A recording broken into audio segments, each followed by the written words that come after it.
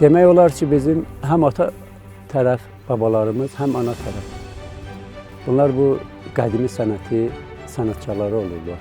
Qəsəbəmiz də qədim olaraq bu sənət də lap qədimlərə gedib çıxır. Deməli, mən deyərdim, dünyada birinci sənətdir.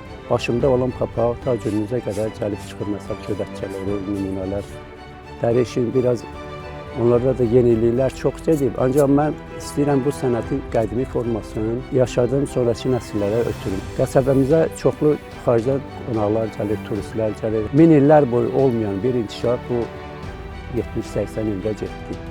Eyni zamanda internet 90-cı illərdən sonra gəlibdir bizə. İnternet hər insanın həyatında indi mühüm rol oynayan bir vasitədir.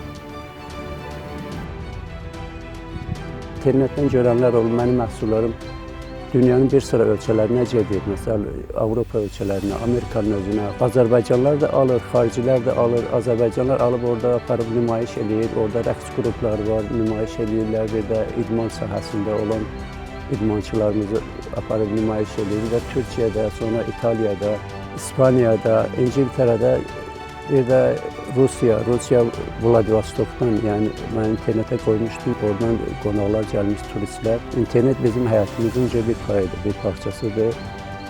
İnternet yaxşıdır, həmişə gəlir, sürətli internet. Sənətkarlıqda əsas, bir də dünyada gedən proseslərdən xəbərdar olmaq üçün istifadə edir. Bir də hətta görüntülü yaxınlarımızla, dostlarımızla, tanışlarımızla, klientlərimə lazım olan məsəl papağıdır deyil, çəkimi göndərirlər, göndərir.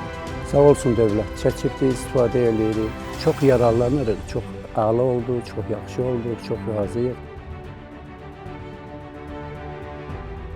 İşlərimizi asanlaşdırmaq üçün, gəlirlərimizi çoxaltmaq üçün çox yararlı bir vasitədir. Gələn turistlər, məsəl, gəlirlər, bir gün qalmalıdırlarsa, internet üzərindən öz işlərini onlayn həll edirlər. Dövlətin xidmətlərinə əl çatanlarımız daha da rahatlaşıb, çox razıyıq, sürətli internetdən çox əladır.